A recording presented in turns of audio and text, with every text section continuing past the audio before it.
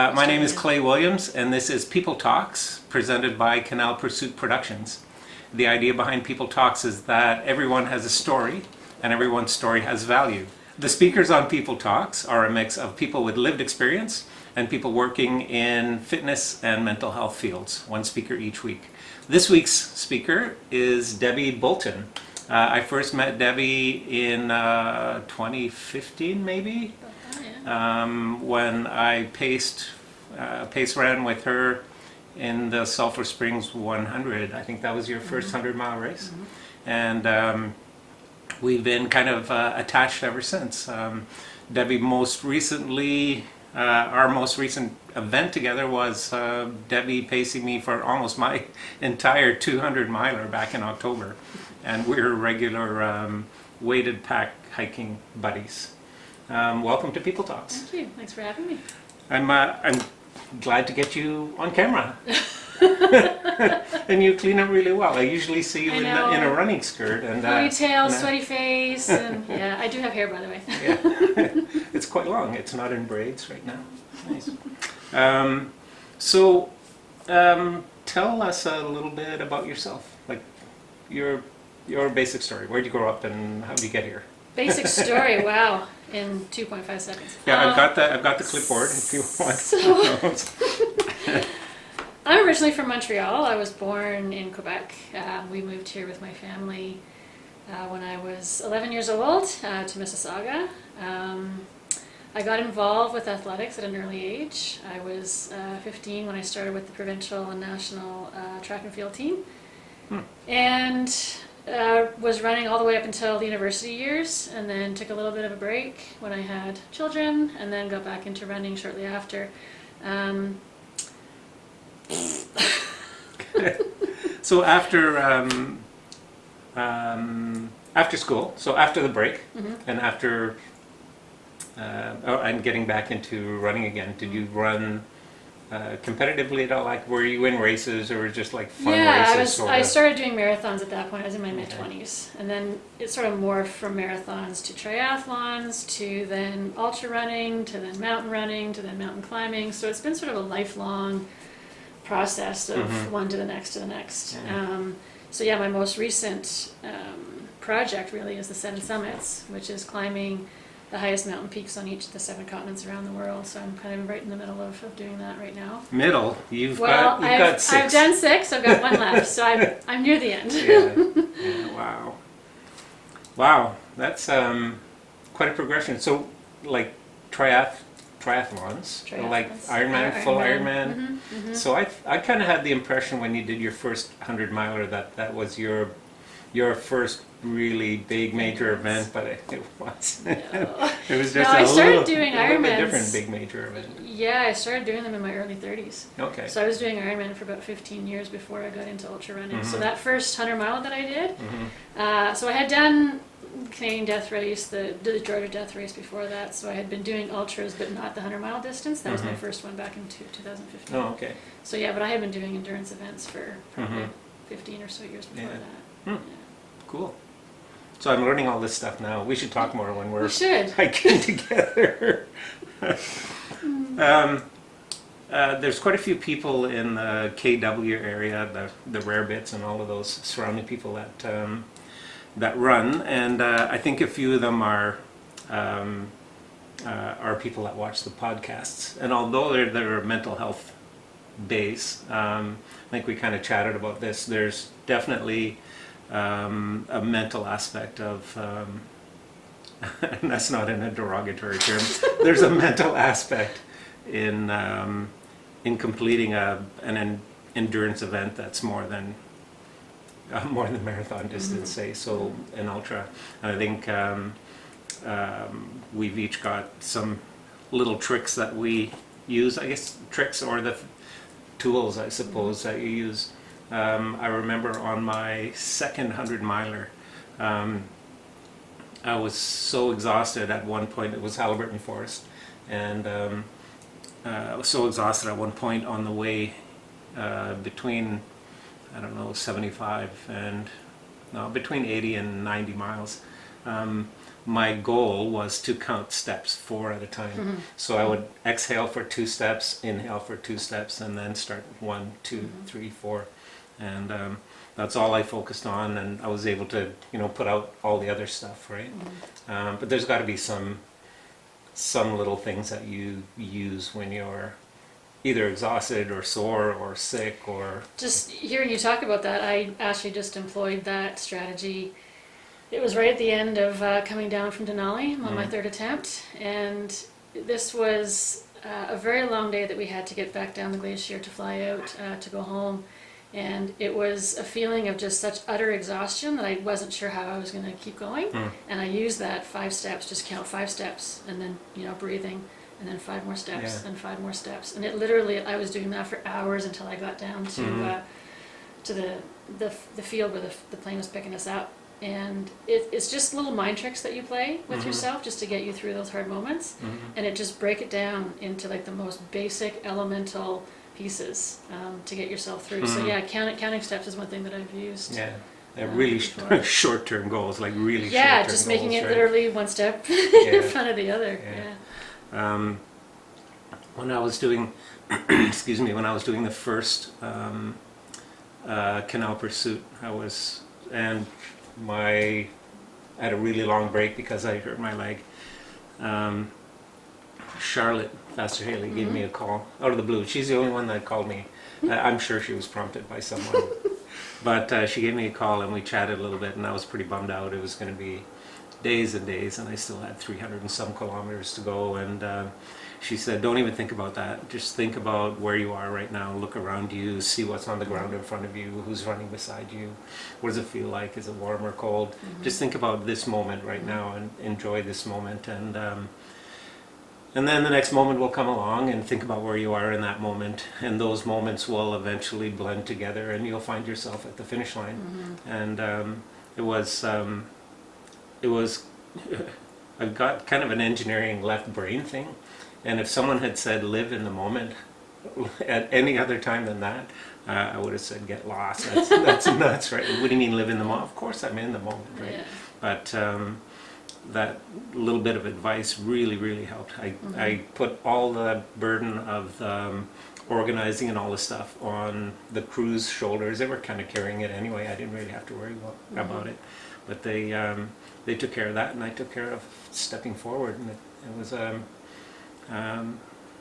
it's actually called being mindful, or mindfulness. It's being right? in the present moment. Yeah. That's what I find one key thing about endurance events is that there's so few opportunities in our daily life to be in the present moment. And when you're so focused on one thing for an extended period of time, you kind of have no choice but to be present in that moment, just to get through it, but also to experience it and to enjoy it, because life is going to resume when you're outside of that moment again.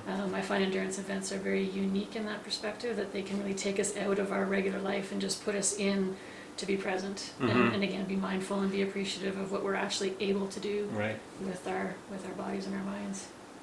Yeah, a cool thing about that too, right, is you really get to know your body. I think a lot of people who have come up against, let's say, an endurance obstacle. I ran so far I was exhausted and I couldn't go any further. There's further. There's always further. There's always longer. Yeah. And that's definitely a mind thing, right? But your body's involved, and you've got to make sure you take care of your body as well. So I guess one of the things that endurance athletes know is how their body works. I think it's actually more mind than body. I think your body will follow what your mind tells it to do, and if you can conceive it and you can believe it, you can achieve it. Right. Is what I think. Because I think the mind is a lot stronger than we give it credit for. Yeah. And I think we're capable of much more than we think we can. Yeah. Yeah. We can we can abuse our bodies a whole lot. Use our bodies as a tool. But yeah, I think with training and recovery and all of that, you've got a pretty good idea of the condition of your body, and when things start to fail, you know how to deal. You sense it, right? And yeah, because if you're because of your focus on what you're planning to do and what you need to do, when things start to go a little south, you're motivated to research and find out what the problem is and deal with it, right? I don't say it's really motivation. I think motivation comes and goes. I think it's more of a drive. Right. It has to be an internal drive to want to achieve something, and that's sort of innate. Again, it's in here, that feeling. Yeah, it's like there's no plan B. No, there's no option. And especially when you're in the mountains, again, if you're up there, you've gotten yourself up there, there's no option but to get yourself back down. So you can't give up, you can't feel like, oh, I don't think I can do this. Right. You have no choice Yeah, to there's get no yourself Alpine down. Uber. Yeah, no Alpine Uber. Yes, I mean, it's up to you. And so that's where I think strength of mind comes in, is just focusing on something and saying, okay, well, this is what we're doing, and there's no option but to complete it. Yeah, and it's not some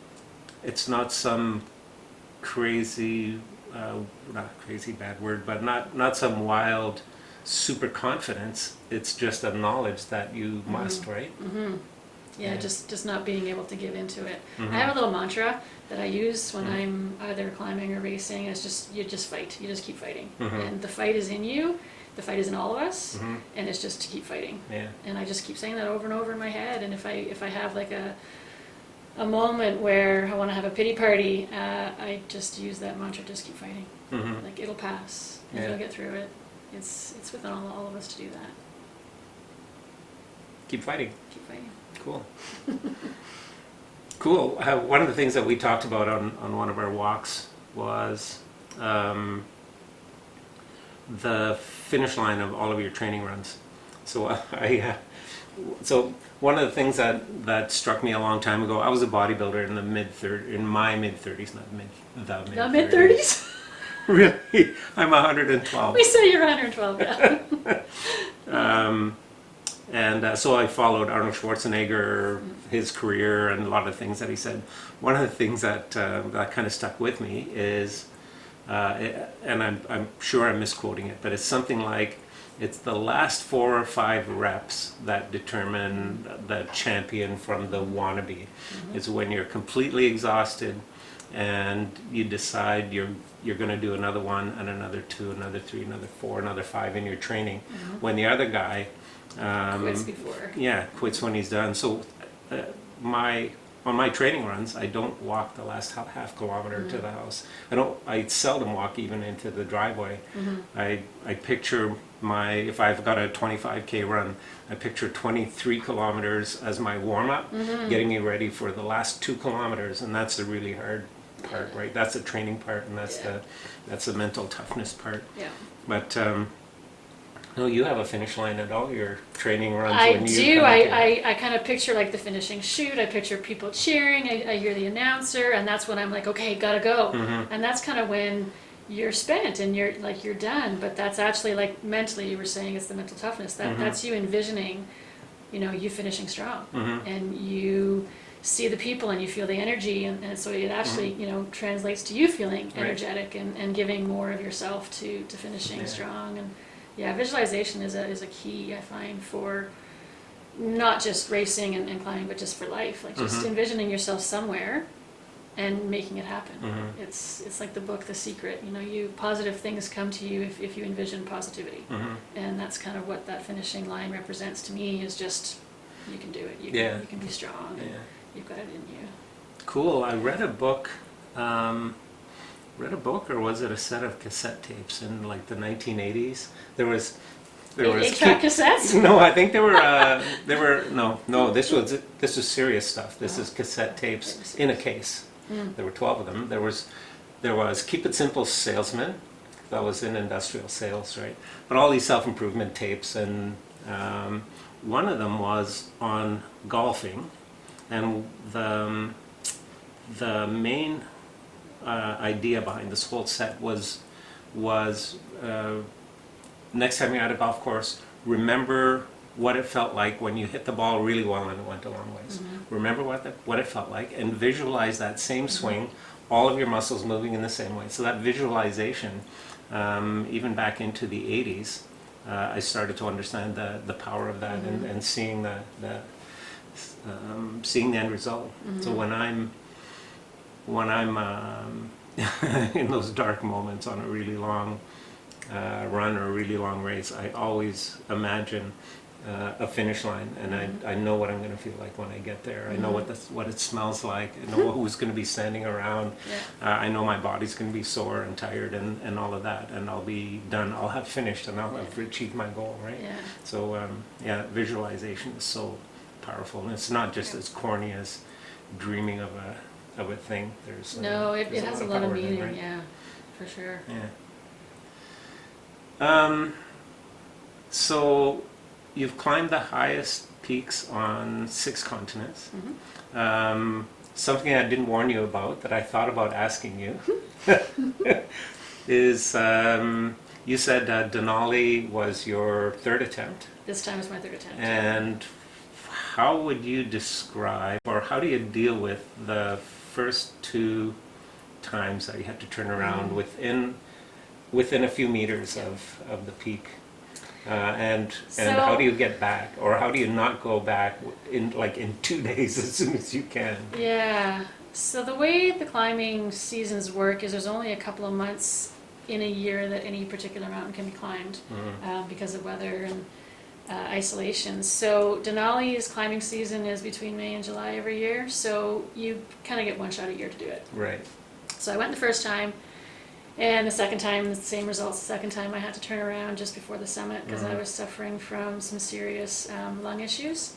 And it's a tough call to make when you're standing there and you spent, how many years preparing for something. Right. And you can see it right in front of you. Right. And all that effort just in the past 3 weeks or 4 weeks just to get up there, right? And you're looking at it and you have to make the decision to turn your back on it and to go back down. And it's like this little war going on in your head between ambition and self-preservation. Safety, especially in the mountains, safety trumps all. So safety wins. So have to turn around, go back down. And each time I kept thinking, I don't know that I'm going to get back here. I don't know that I could put myself back in that position again. And there's a lot of sacrifices that you make, your family makes, timing, it's a lot of prep work, financially it's expensive. So can I actually do it again? It doesn't take long. It's the same thing when you finish a race and you think, oh, I'm so sorry, I could never do that again. 2 days later, you're signing up for your next one. So it's just something in our brains that we forget the negative part. You go, no, I think I'm going to do that again. Doing it again for a 3rd time. I went into it with a different mindset, though, the 3rd time. I think if we make something so result-based, it really has the ability to crush us if it doesn't turn out the way we want. So the 3rd time I went into it, I wasn't thinking so much of the summit. It wasn't really about the summit for me. And in the grand scheme of things, the summit's, a very small piece of the journey. We spent maybe 25 minutes at the top. Right. So that one little piece versus 4 weeks it took to get to the top versus the years of, getting to that point. So it wasn't really about the summit. And I think had I not had those first 2 experiences and had it not ended the way it did, I probably would have been able to appreciate it like I did. I think adversity does have purpose. I think there's a lot to be learned from setbacks. It's not easy, but you don't really want easy because it has more meaning, I think, if you have to give more of yourself to achieve something. The more something is required of you, the more you put into it, the more you get out of it. Right. So that 3rd attempt was much more meaningful than the first 2. Not just because I summited, just because the whole experience was different. Because I thought about it differently. Yeah, and you were your summit attempt was on this last time was delayed how many times because of weather? Well, it wasn't this. We didn't even have an attempt to summit because we were at our last camp called High Camp, which is at 17,200 feet, and we were intending to be there for 3 days. We ended up spending 9 days there because we just kept getting slammed by storm after storm after storm. So we weren't really prepared for that length of stay. So we ran out of food. We had, very, very limited supplies just for survival. And we made one attempt and we were sent back for the weather. And on the last day when we had to go back down, we thought, if we're going to try to move, let's just try to move up. And it just ended up that we could summit that day, and then as soon as we summited, we just booked it down the mountain as fast as we could. Well, at least the good thing is you didn't have as much food to carry back down, right? No, but then you have your garbage and your other stuff. So your loads aren't necessarily lighter, but Yeah, it's, being in the tent for 9 days Mhm. and just, again, seeing where you want to go, but you just can't go there. It's a lot of emotion. Mm-hmm. Kind of warring with you, like, what am I doing here? Mhm. Like, this is dangerous. We're being clobbered by storms of 120-kilometer-an-hour winds. Our tent is breaking. It's blowing away. People freeze to death there. And, we just dug this big cave in the snow and thought, okay, we're just going to have to throw our stuff in there. And we're going to have to just camp in there until we can, get weather to move. Yeah. So a lot of questions go through your head. So when I actually reached the summit that time, it was an outpouring of emotion, but it wasn't necessarily a celebration. It was more like relief. Yeah. Relief that we had made it there, relief that it was done, that we could actually, go back and move on. And, When you got to the top, did you yell out, "Give me an X"? oh, jeez. No, I think I had frozen tears coming down my face, actually. Yeah. It was quite a moment, but like I said, it's just one moment. There was so many more leading up to that point. Yeah. How many people in your team? 4 total, so it was a Okay. small team. Yeah, and we were the first team on the mountain in 2 years, because last year, it was Right. actually supposed to be last year, but it was canceled. Yeah. And the climbing season, the permits were canceled. So yeah, we were alone on the mountain, which was another thing, just being isolated and not having, other people Yeah, there's in not camp. someone up coming back. There's no behind rescue. you, There's like, there's no rangers coming. Like you're really on your own. Yeah. So again, Yeah. it's dealing with the dangers, dealing with the risks, dealing with the weather, dealing with your own, like what's happening with you and your doubts and all that, and just staying the course and just believing, really, in the end. Cool. Yeah, it was tough, but That's- I know we did it.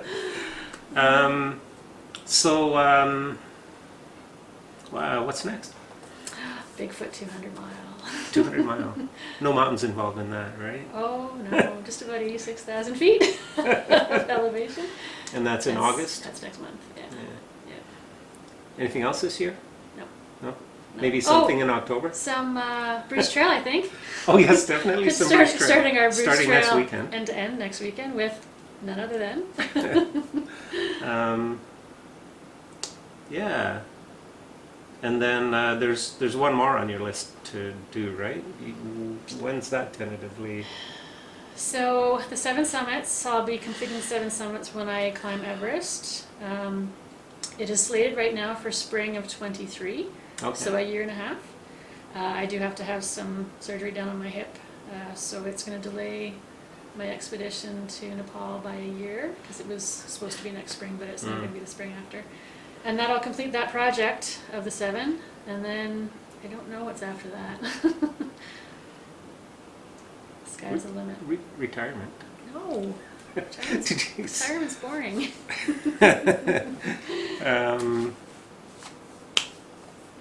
Yeah, so you might be at the 3 days in the park, just a little bit north of here. Well, we'll have to make sure there's wheelchair access depending on your surgery. I know. I'll be hobbling with my canes. I'll be right there.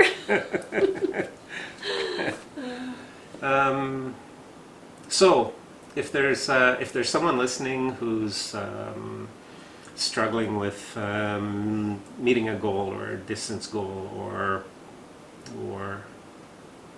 doesn't have a goal or something, any little tidbits or any advice on, I don't know, getting it done? That's a really open question. Yeah.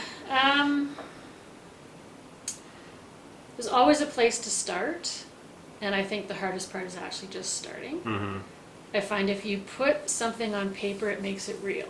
If it's either still in your head or if it's something you're just talking about, it doesn't have as much meaning as when you put it on a paper or put it on a calendar. Then you have a date, you have sort of a deadline to work towards. And then you can kind of work backwards from there, giving yourself enough time to then doing it. Say you have a goal of next January, then you want to do this race and you put it on the calendar. Well, now you've got 6 months. So you work backwards from 6 months to get your goal doable by January. Right. So I find just having something, like always having something for me, the next one is what keeps me driven to keep going. If I don't have something, I find like I'm floundering. Right. So when you said what's next, And put on the COVID weight like I did? it's going to be a struggle next year, because with recovery from the hip, I'm not going to have anything on the calendar. So I find when I don't have something on the calendar, I really feel like I'm just floating, and I'm like aimless. Yeah. So I have to have something to shoot for. Yeah. And if I can see it, again, like thing, you can envision it, you can see it, then it's real. Right. So I find doing Yeah, that and the is- only choice then is to properly plan for it and prepare for it. Right. It's like an And innate it's out there, thing, and right? if you tell someone, then you're accountable. All of a sudden now someone knows. Yeah. So it's like, oh, I have to get out and run today because Yeah. I'm committed to doing this, 6 months down Yeah. the road. So I think that just helps maintain a little bit of consistency too. So for me, I find that's the Yeah. most important thing, is just to have always something next that I'm working towards. Right. So that I always have a goal Yeah. to work towards. Yeah, yeah, makes a lot of sense. Mhm. The friend that I ran my first marathon with only ever wanted to run one marathon, and we finished the marathon, and he didn't run anymore. Didn't run any more marathons. He still ran local 5K races and things, but I always thought, what next? What's the next thing? I did that marathon, I didn't die. Is there maybe a little bit longer thing or a little bit tougher one? Or I did that. If I just do that again, that'll be just doing that again. Maybe there's something a little more interesting, more of an adventure or something, but having that goal is so important, having something to look forward to, Yeah. and then your mind can start planning for it, right? Yeah. And if they're on their own and they don't have a network, I would suggest finding one. I mean, the Rare Bits is an awesome network of people in the community, and there's so many great people there that you can Yeah. connect with to run with, and Yeah. group runs. Yeah, I mean, of now all it's skill levels and experience levels and yeah, everything, and right? it's a little difficult now. Obviously, the last year things have kind of gone to the wayside, but hopefully they're going to resume and people can start getting out and organizing group things again. But I find that also can help people again. The community, the sense of, someone else is going through it with you. They know what you're feeling. They're having a tough day, so you help them, and then you're having a tough day, they help you. Just connecting yourself with someone who can get out there and do it with you is also really important. Yeah. To share that and For to sure. empower each other, really. Yeah. Yeah, even if the person that you're hiking with carries way more weight than you do. I don't think I have any more questions. Okay. I don't think I have any more He questions. doesn't have any more questions. There's nothing There was on this yeah, look at my blank notes. What is notes? this is a talk I did for Oh. day 47, the final. The Monarch Ultra. Oh.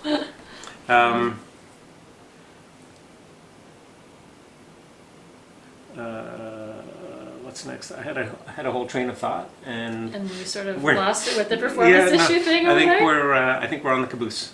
So Okay. of the Cool. train. Of the train. Cool. Yeah. Thank you so much for spending the time talking with us.